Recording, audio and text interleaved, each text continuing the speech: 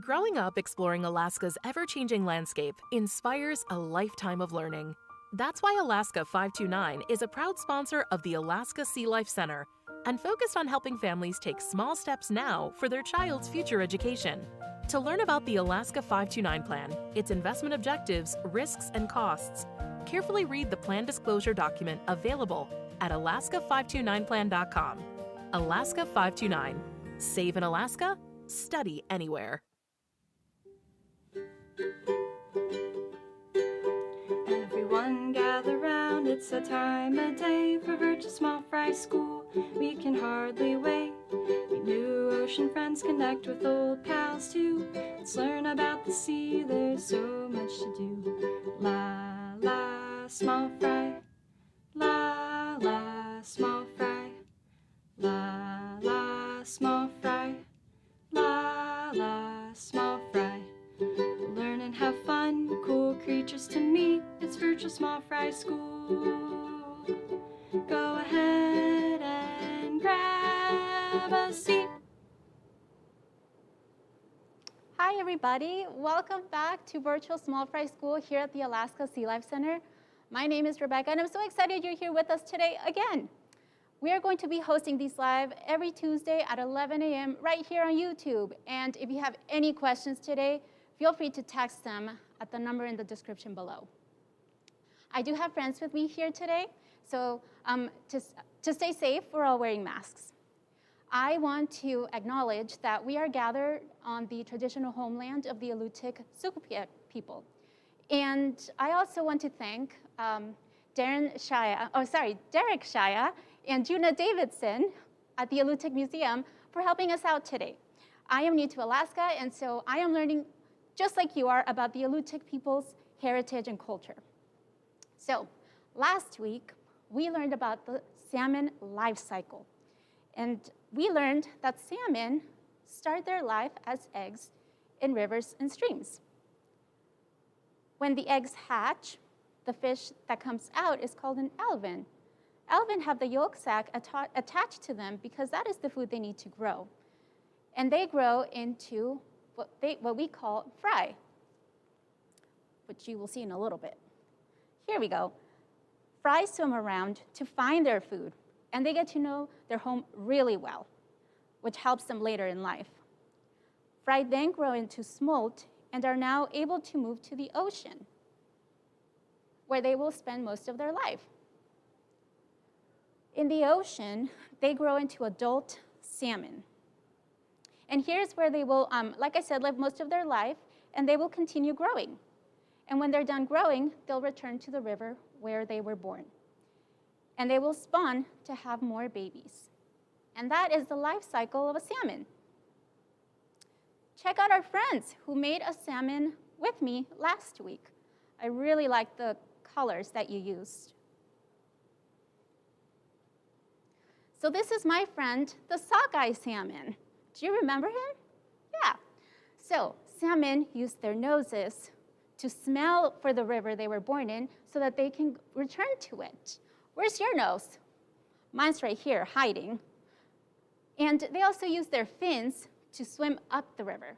Can you show me your fins? Yeah, and swim upstream like the salmon. Great job, friends. So today, we are learning about the Alutiiq Sugpiaq people's heritage. Let's learn from Derek a little bit more about the Alutiiq people. Shamai, my name is Derek Shaya. I work at the Elutic Museum in Kodiak, Alaska. And today I'm going to tell you a little bit about the Alutiiq people of Alaska. The Alutiiq people have lived in Alaska for over 7,000 years and live in 3 different parts of the state of Alaska. And that's Kodiak Island, the Prince William Sound, and the Alaska Peninsula. So a long time ago, the Alutiiq people were semi-nomadic, which means that they traveled around and followed the food that they were gathering, whether that was sea mammals or different animals they were hunting, or were different, the times when different plants were growing. People moved around. A little bit more recently, within the last couple hundred years, Alutiiq people lived in big, large villages, primarily along rivers, when they were catching a lot of fish. And fish a long time ago and still today is a very important food for Alutiiq people and other people living on Kodiak Island and throughout the state of Alaska. Wow, Alutiiq people traveled a lot for their food. They followed it. Now, winters in Alaska are cold, and there are storms out in the Gulf of Alaska, out in the ocean, that make it really, really dangerous to travel out there. So in the wintertime, when the weather was nice, the Alutiiq people would go out and hunt on land. And they would hunt for foxes. Here we see some really pretty ones. They also hunted for river otters, ducks. This is a mallard. And they fished for salmon or other fish that were found in the area. Yeah, and so because winters are really cold and it gets really dark very fast, our days are very short, they spent a lot of time inside. And inside they would fix their gear. So there are different items like a spear or like a kayak or maybe some clothes that needed a little fixing. They also spent time with family, celebrating. So what do you do in the wintertime? Do you have any games you like to play with your family? This is my first winter in Alaska, and I'm very excited to get outside and do really fun winter Alaska things. So yeah, I'm really excited for that.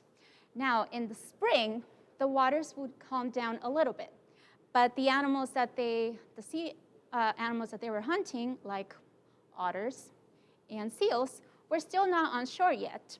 So they resorted to other things. They would hunt for octopus, and they also were looking for shellfish, like a crab. What color is our friend the crab? He has a little red, yeah, and the rest of it is brown. Can you help me count the legs of the crab? Let's count together. 1, 2, 3, 4, 5, 6, 7, 8, 9, 10. Great job, everybody. Now, slowly, the animals that they were hunting, or that provided a lot of food, like our seals and our sea otters, slowly moved in to shore. And so they were able to hunt them. But they were also fishing. And they were fishing for a fish that we've already learned about. Do you remember this fish? This is our friend the halibut. Yeah. What color is the halibut? It's brown. Yeah. What color is its belly? It's a little white. Yeah, good job, friends. And it has 2 eyes on the same side of its body. So silly. But halibut, or flatfish, do this really cool thing that helped them survive. Do you remember what that is? It's called camouflage, which just means that they blend in with their environment. Very cool. Now, the summers in Alaska are awesome. I love the summers because there's so much daylight and you can do a lot of things. So in the summer, the oceans were a lot more calm, and so Alutiiq people were able to go out into the ocean and travel out there, and they were hunting for whales. And that was a long time ago. They don't do that anymore. But they used the whole part of the animal. They didn't waste anything. In the summer, because it was so light outside, they also went to other parts of Alaska. And here we see all the Alaska Native groups that are here in Alaska. And so I know some of us here watching are from Eagle River. Or those of you that are in Eagle River or in the interior, have you ever been to Denali? Is there an ocean around there? No, right? So the Illusive people, because they were on the coast along the water, they had items that they could go to Denali, for example, and trade with the native groups there. And then the Denali native groups had things that the Illusive people did not have, and so they just switched. For example, if I have an apple, and my friends here, my friend Laura, who you met last week, has a banana, but I really want the banana, and Laura really wants the apple, I can say, hey, Laura, can I have the banana and I'll give you my apple? Yes, that would be great. Thank you. Yay, and so we trade. And so Alaska Native people did that. Now the fall is a time for preparation because winter is coming again. And so they had to prepare all the food that they harvested for the winter. And they were also hunting for salmon. So we now know that the salmon return to the rivers to spawn, to have more babies. They were also hunting for bears, because last week I mentioned that bears eat salmon to prepare for winter, and so it's a really nice big meal for the Alaska Natives, or the Alutiiq people. And they also picked berries. So I have some berries here with me, and I want you to, we're gonna count them, but before we do that, do you recognize these berries? They're blueberries. Yummy, I love them.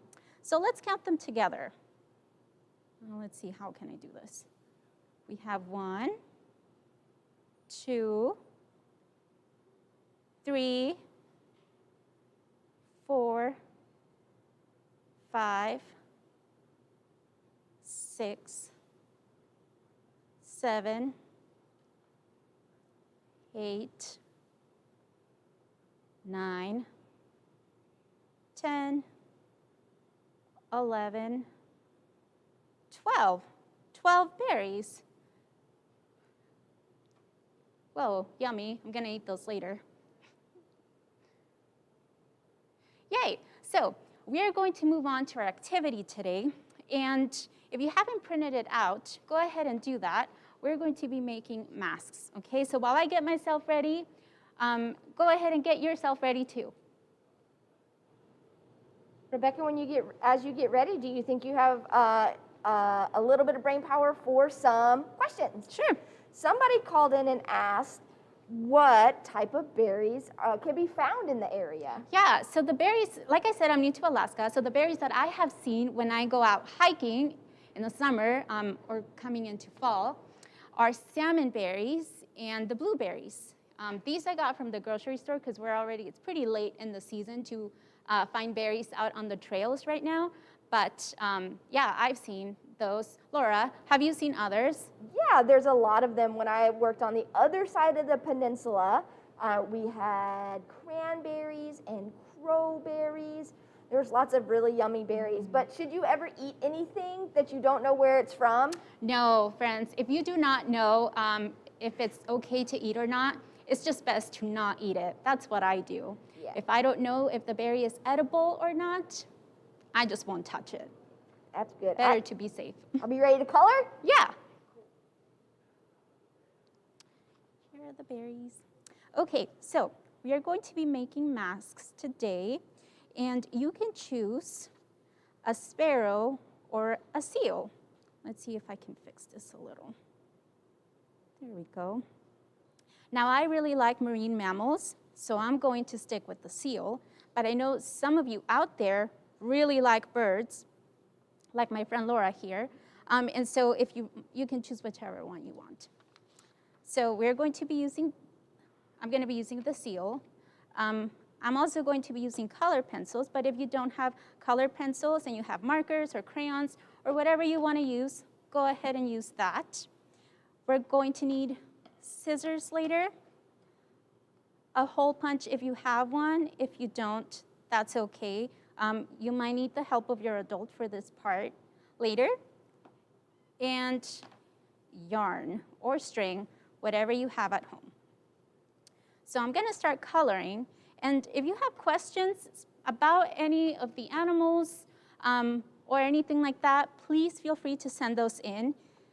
If there are questions about the Illusive peoples and their heritage, I will do my best to answer with the knowledge that I have, that I learned. But if I can't, then I will try to find the answer for you later. We do have a question that came in from Naomi, and I went to have somebody that's lived here a little bit longer, might have a little more information about this, because even this one stumped me. Whoa. What kind of ducks do the people of the area hunt? Great question. pintails, mallards, king and common eiders are hunted for sure. There are definitely some geese species that are, but I don't know which ones.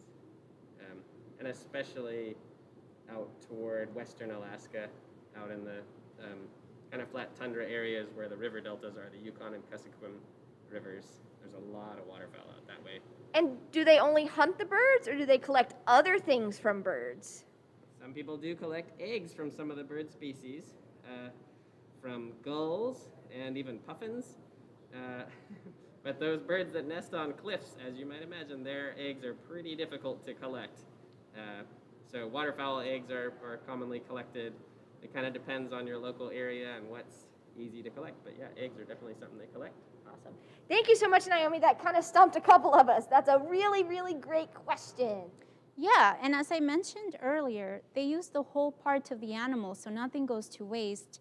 And masks are really important for the Alutiiq people, and they would often decorate them with feathers. And those feathers came from those birds that they were hunting that Darren, my coworker, just told us about. Okay. And yeah, I want to see if you're working and coloring along with me. I would love to see how yours is turning out. I think I'm going to use, what does this say? Harvest Gold. Super nice color. And that's its nose area. These are whiskers. And they use those whiskers to sense the currents around them. Because sometimes, as we know, it gets a little dark in the ocean at nighttime, and they can't see. But those whiskers help seals detect the currents and what's around them.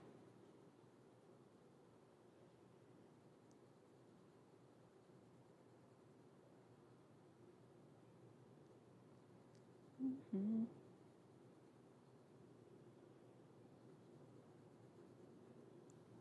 I'm coloring a little too hard. So Rebecca, I have a question for you. Since you just moved up to Alaska, what kind of cool Alaska foods were you excited about trying, or have you tried so far? What kind of cool Alaska foods? Like foods that you may not be able to get from where you're from. Well, I'm from California, but I was really excited, and I didn't get to do it this summer, but I really hope I do it sometime this winter. I was really excited to go fishing or to learn how to fish, because fish is so abundant here in Alaska that is not so abundant, or they're abundant in California, but salmon, for example, we are so lucky here in Alaska to have those 5 different types of salmon, and they're all so good and so yummy, and they're fresh, because if you get a permit with your family and you go out and fish and get salmon or halibut, there's also halibut out there. So the ones I know of, but I know my coworkers know a lot more. Yeah, I was really excited to learn how to do that. So hopefully, if you have any tips out there for me, feel free to send them. Okay, now I'm gonna use orange, and I'm gonna color these rings outside. Yeah. What colors are you using?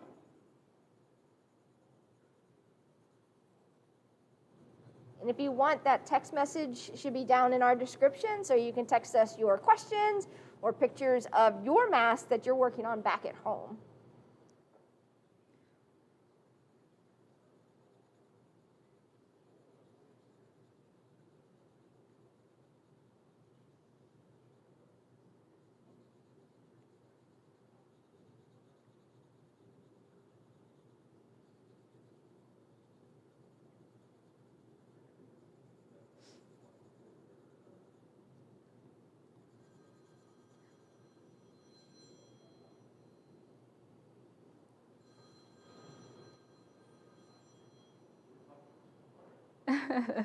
Sorry, friends.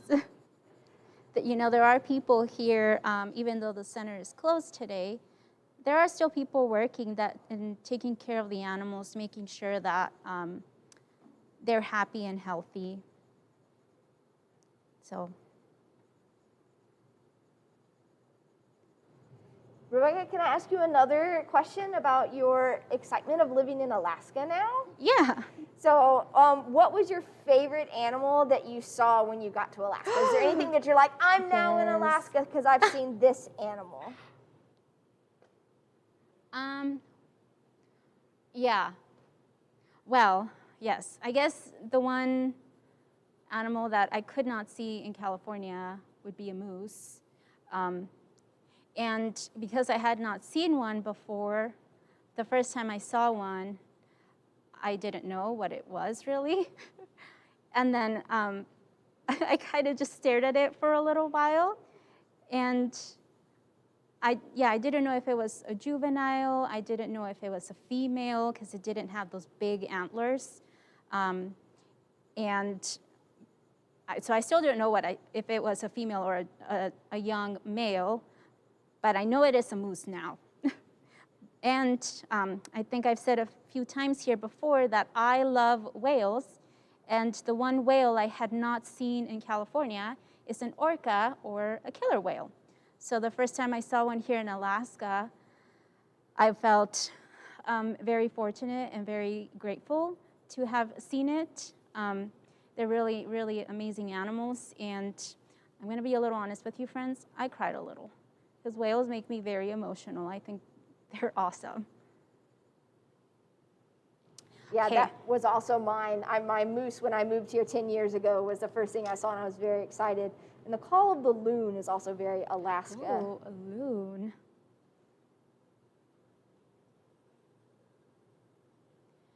So now I'm going to color the face blue, sky blue. We have another great question from Naomi in Eagle River.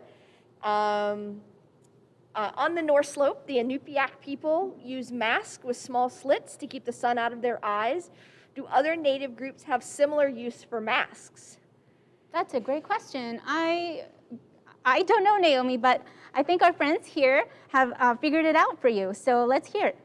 Yeah, I actually don't know for sure about masks with the Alutiiq people, but they do use Bentwood visors and Bentwood caps for hunting. So it's a very long visor, like picture sort of a baseball cap with a really long bill.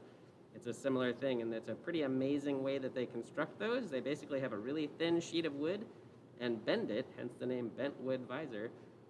They bend it into that shape, and it comes out from their head to shield their eyes from the sun while they're hunting.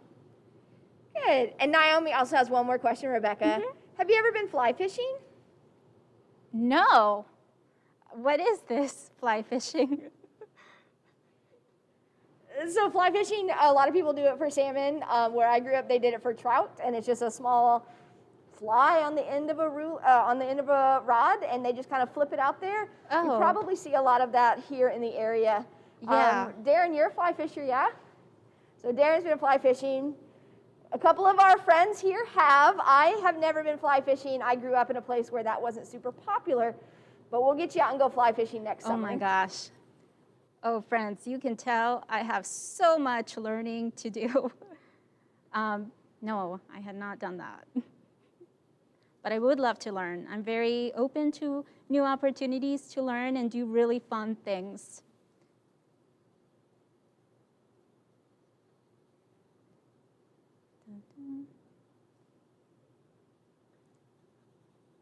Okay. So I'm going to, I know I'm taking a little long with my coloring, friends. That's what happens when you're an adult. You want everything to be so nice. Okay, so I'm going to finish this, and in the meantime, I'll tell you what's next. We're going to cut the mask around, so cut it out, and then we're going to, if you have a hole punch or if you have scissors, we're gonna make holes on the side. Okay, so you might need the help of your adult if you don't have a hole punch, or even if you do, to help you make those little holes. You can also do it with scissors and poke little holes on the side. But I think, yeah, if you can do it safely, go for it. but if some of you may need the help of your adult around you. Beep. I did it. Okay, so taking my scissors, and we're gonna cut around.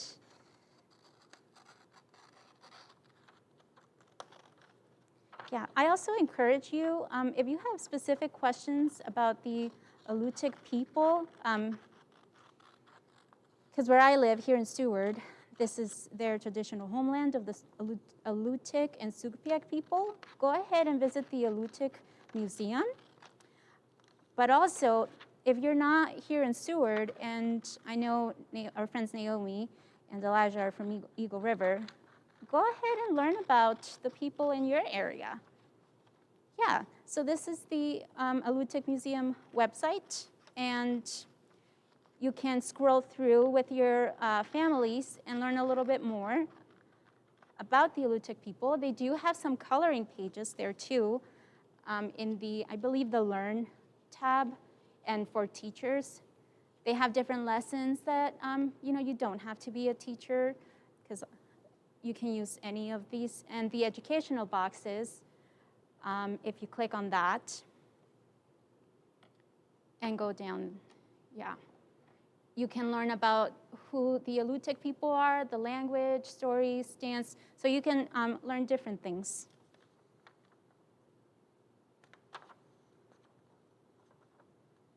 Okay, so I've just cut the holes on my mask, but as I said, you could do it with the scissors too. You could probably just make a little, but you're gonna need the help of your adult to do that. Okay, and the last thing we're gonna need here is some yarn. I chose a really colorful one because I like all the colors.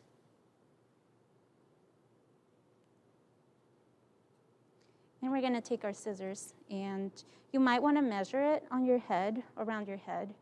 Put these down. This feels about right. I don't know. You probably have smaller heads than I do.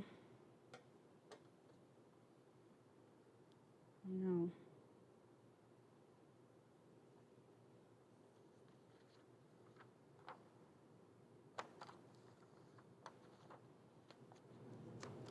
Your seal reminds me of Lisa Frank, and it makes me so happy.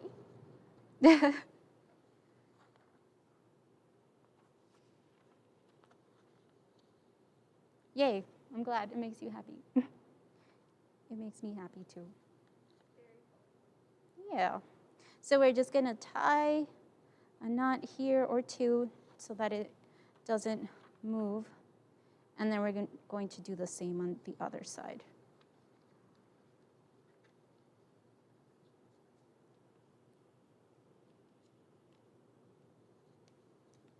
Oof.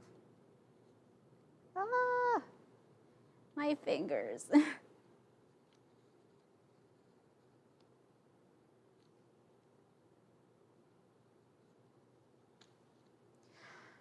Okay, ready? Okay, friends, so I'm ready to put it on. Oh no, it's a little big, but I want to see your mask too. Cool. So during the week, I highly, as I think I mentioned it earlier, I highly encourage you to learn about the people whose land you live and work on. So this is Seward, Alaska, and we can see here, so we can go to nativeland.ca, and you can type in the city you live in. So here, this is Seward, Alaska, and you can see that multiple Native groups use this area. Specifically, where we are right now, it's the Alutiiq Sugpiaq people. But some of you, like Naomi, are in Eagle River. So Laura, would you mind typing in Eagle River so that we can see whose land some of our friends are on?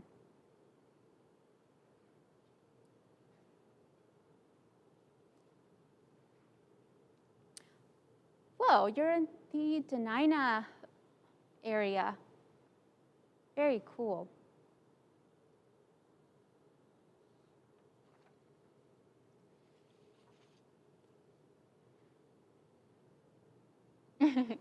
Oh, so I moved up here from Monterey, California. And Laura's having a little bit trouble finding it right now, but that's okay. But yeah.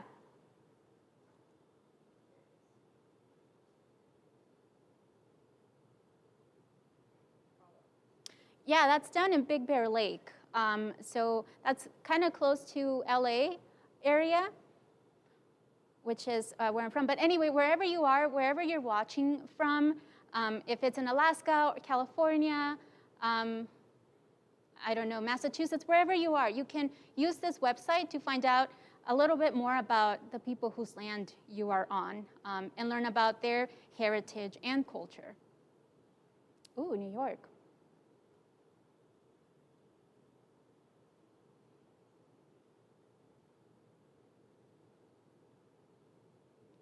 Cool. So when I was talking to Derek, I asked him if there were some questions that people ask him all the time. And he said, yeah, Rebecca, and there are 3 questions that he gets asked all the time. And so here they are.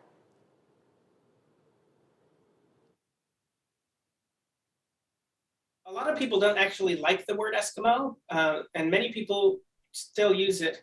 But the word Eskimo generally refers to 3 different Alaska Native cultures. And that's the Untitled people who live way up north above the Arctic Circle, the Yupik and Chupik people of southwestern Alaska, and the St. Lawrence Island Yupik people who live on St. Lawrence Island above the Arctic Circle. The Elutic people here in Kodiak aren't actually considered an Eskimo culture.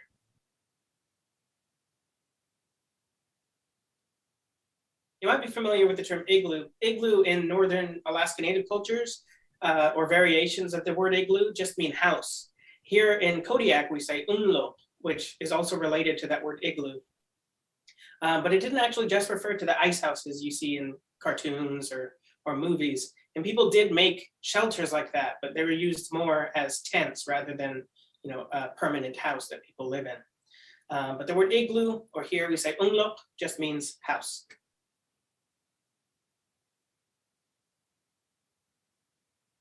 A lot of people want to know the different types of food Alutiiq people ate. And today in Kodiak, we're lucky enough to be able to go to grocery stores and buy foods from those stores like anybody else. But in smaller communities, in rural Alaska, that's not a luxury that everybody has. And so people still hunt off of the land and hunt for sea mammals like seals and sea lion.